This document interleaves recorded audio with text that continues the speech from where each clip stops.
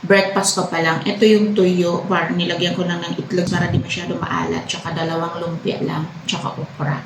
Madami lang yung kanin ko ngayon kasi kagabi ko rice. Of course, may Milo tayo.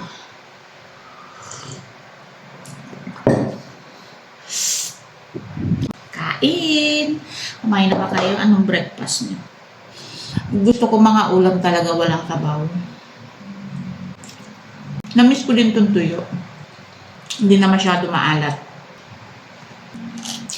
Magsawsawan nitong okra kasi baka maalat to. Ako yung unang magising. Mamaya pang hapon pasok, biblia, tulog pa sila.